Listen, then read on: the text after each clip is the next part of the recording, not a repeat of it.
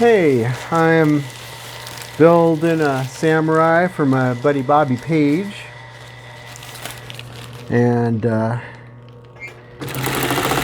reaching out for connection to everybody out there, letting you know that I'm still here doing my thing, thinking about the world, healing.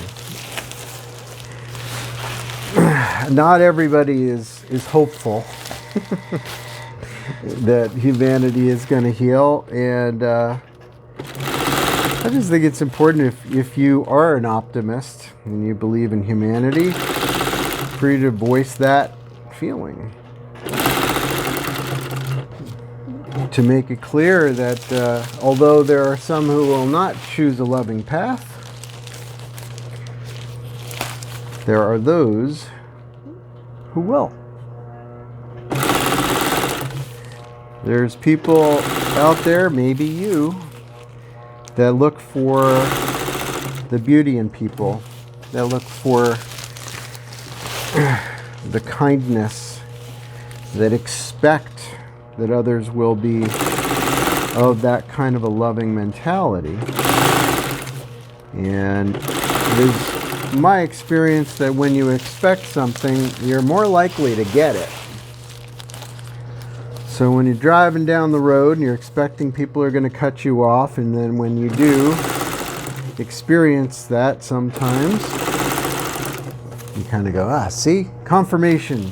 People are assholes. Well, yes, it can be interpreted as such, but what if, when you drive down the road, you were to instead think of that moment as here's an opportunity for me to reach out in compassion and try to understand, why is that person driving so fast? Why am I interpreting it as anger? Why am I projecting that when I don't really know? Right? That's what grace is. It's not knowing just enough that you listen and you look for that connective sort of set of thoughts where you go, well, maybe that person's late for a job that they will lose if they are tardy. Maybe there's something in their life that is in crisis of some kind.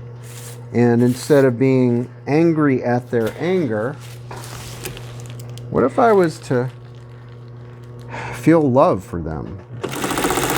Because I've been there too. I've been fast and angry, haven't you? Right? What if we were to try to humanize everyone else instead of dehumanize? To look for the sanity behind what appears to be insane behavior. I think that's the unity consciousness. It's going to really help us towards what I would call the middle way. Where you're standing in the middle of the scale and not on one side or the other. Reaching for understanding. Because at the heart of it all,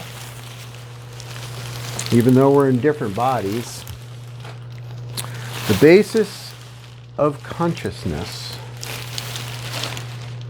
underneath the persona, underneath the ego self, that separated idea of who you are as distinct from others, there is a cosmic nature to your root consciousness.